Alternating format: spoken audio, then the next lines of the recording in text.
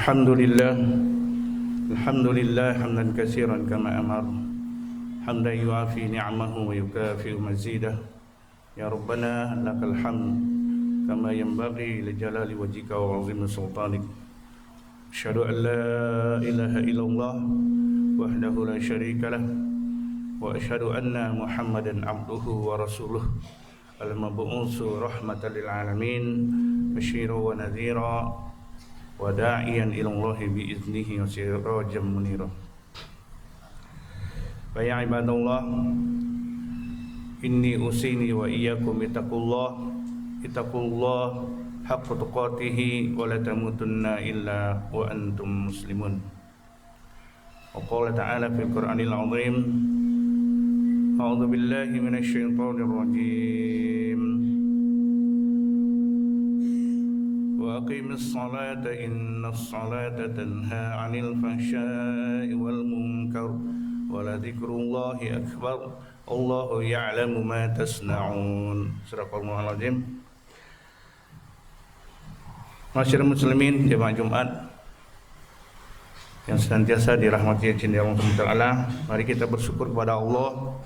Di kesempatan siang hari ini kita dikumpulkan, diundang oleh Allah Subhanahu wa taala untuk datang ke masjid menunaikan salat Jumat yang difardukan kepada setiap laki-laki muslim yang sudah balik dan berakal. Salat salam mari kita sampaikan kepada Nabi kita Muhammad sallallahu alaihi wasallam. Allahumma shalli Muhammad wa ali Muhammad. Jemaah Jumat rahimakumullah. Dalam sebuah buku Syekh Syahid Hawa yang dikenal sebagai seorang ulama yang sangat konsen membahas dan memperhatikan sisi-sisi maknawiyah, sisi-sisi ruhiyah, sisi-sisi spiritualitas kita di dalam beribadah. Di dalam bukunya Tazkiyatun Nafs, beliau berkata, al-ibadat ar-ra'isiyah fil Islam munawwaratun wa mutahharatun. Kata beliau bahwa pokok-pokok ibadah di dalam agama Islam ini, pokok-pokok ibadah dalam Islam yang kita kenal dengan seperti salat, zakat, berpuasa di bulan Ramadan, menunaikan haji, dan ibadah-ibadah pokok lainnya, termasuk zikir, termasuk tilawatul Quran. Di dalam Islam itu, kata beliau, munawwaratun wa mutahharatun, mencerahkan, memberikan warna, memberikan cahaya, wa mutahharatun, dan juga sekaligus mensucikan bagi yang melakukannya. Jadi hadirin kaum muslimin rahimakumullah, jadi salat, zakat, puasa, haji, termasuk tilawah Quran kita hendaknya memenuhi dua aspek ini atau dua hal ini. Jadi tidak membuat kita kemudian capek dan letih melakukan amal, tetapi tidak ada hasil dan pengaruh dari amal yang kita lakukan.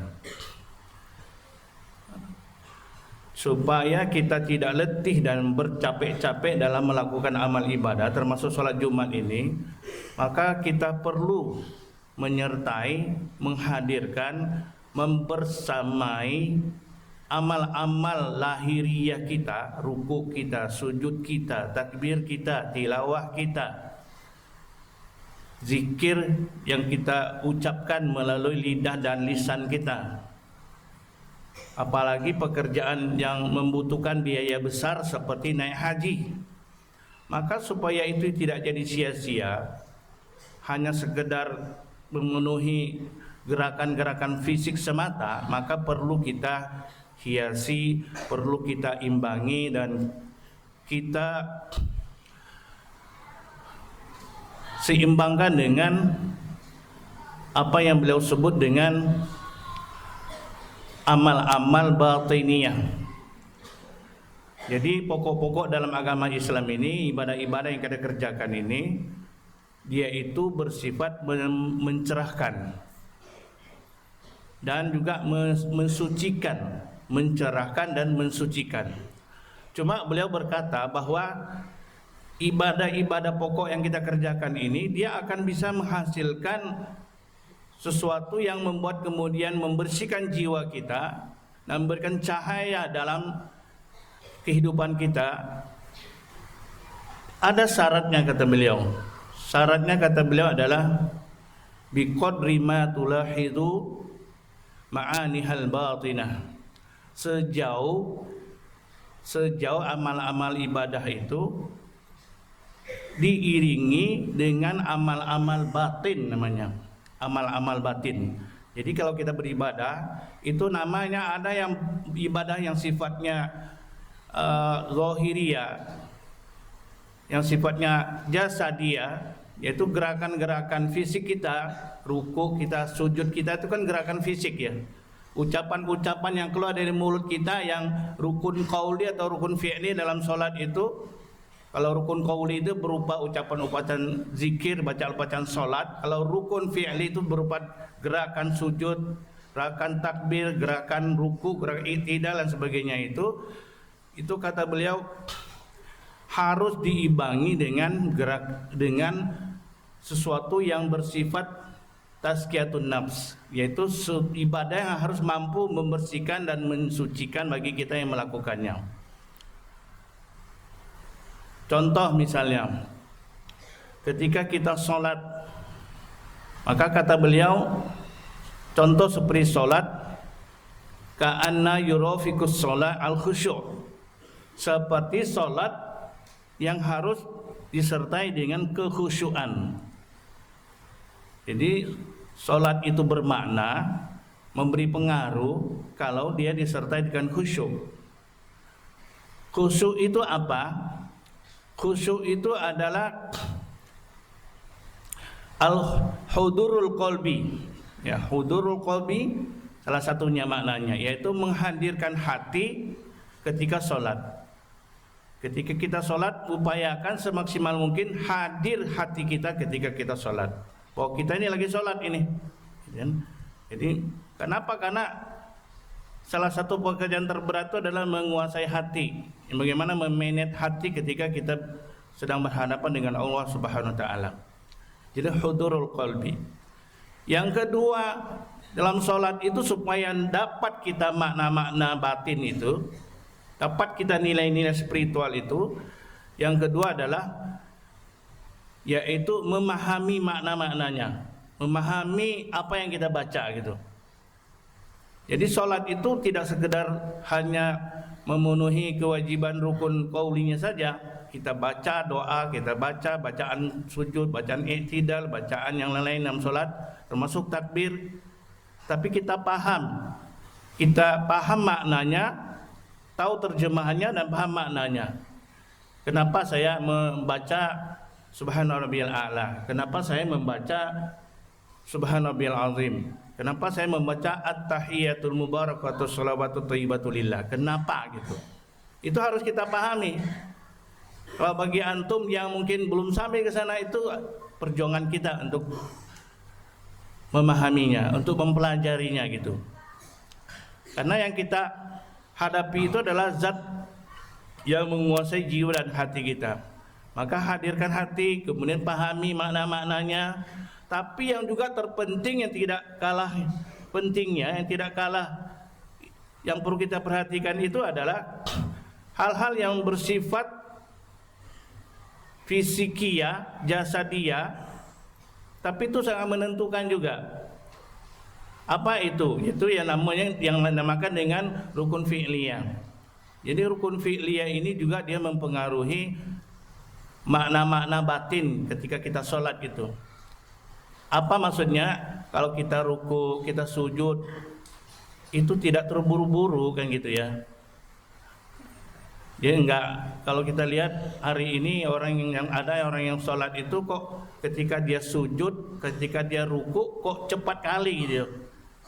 Ketika ruku dengan sujud kok waktu durasi dia ruku dengan sujud itu kok cepat kali kalau dihitung dengan membaca doa. Misalnya subhanarabbiyal a'la. Kalau 3 kali kita baca itu tidak tuntas 1 menit, tidak tuntas 1 detik.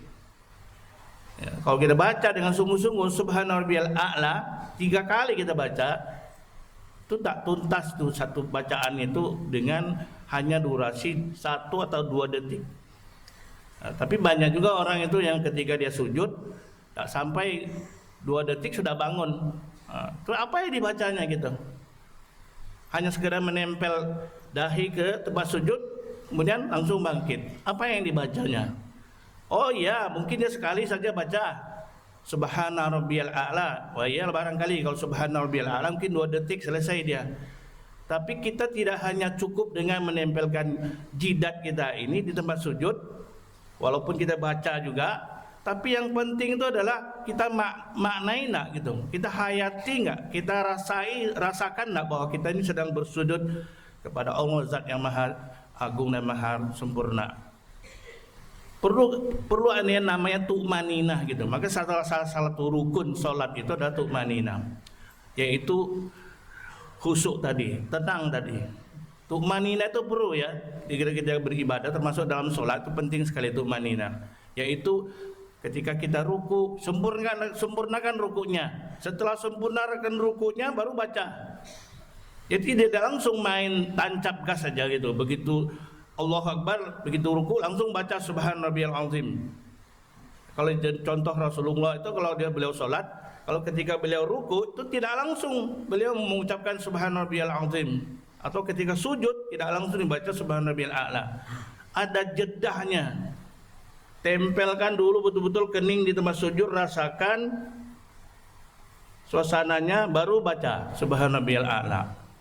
Itulah yang salah satu yang dimaksud oleh Said Hawa tadi, bahwa ibadah itu harus sempurna ya. Sempurna makna-makna batinnya baru bisa kita dapatkan 2 tadi, yaitu kecerahan dalam beribadah, yang kedua adalah kesucian atau tazkiyah, munawwar dan mutahhar. Mendapatkan itu. Ma'asyiral muslimin rahimakumullah. Itulah beliau menyebutnya di dalam bukunya itu. Hendaknya bagi kita, apalagi kita yang sudah lama ya, sudah bertahun-tahun sholat, bertahun-tahun kita melakukan ibadah-ibadah gitu, maka kita perlu membaca kembali gitu ya, membaca kembali, mengevaluasi lagi, lebih serius lagi beribadah. Bagi antum-antum yang masih sekolah ini, yang masih muda-muda, bukan berarti nantilah, enggak, dari sekarang. Karena memang antum sekolah di sekolah yang memang warna Islamnya kental, warna ibadahnya kental. Ada sholat berjamaah seperti ini, maka antum belajar di sini untuk menyempurnakan. Kalau sekedar hanya sholat ruku sujud, memenuhi rukun fi'li dan qauli saja, tidak perlu di askia antum dapatkan juga. Tapi ketika antum sekolah di askia, disinilah kita diajarkan sholat yang kita inginkan, sholat yang memberikan pengaruh, yang memberikan asar ya, pengaruh dampaknya dari amal ibadah yang kita lakukan. Dengan cara apa? Dengan cara secara bertahap kita pahami kenapa ana sholat, kenapa ana ruku, kenapa ana sujud. Itu ada makna-maknanya. Mudah-mudahan khutbah Jumat kita pada hari ini memberikan pencerahan sebagaimana yang kita inginkan. Aqulu qouli hadza fastaghfiru lakum fa'tabiru ya ulil absar la'allakum turhamun.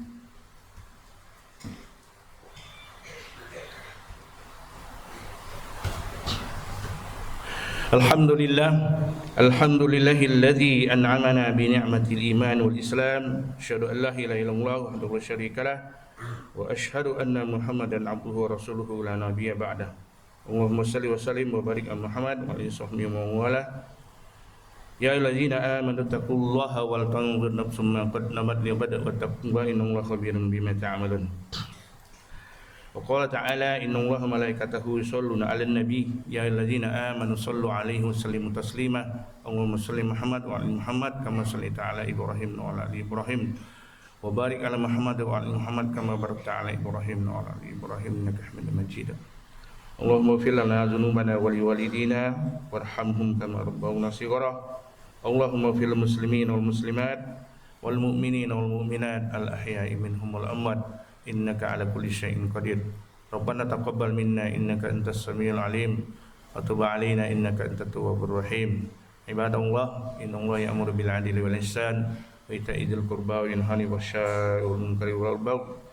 Ya'idukum la'allakum tadhakkarun. Wa la dzikrullahi akbar.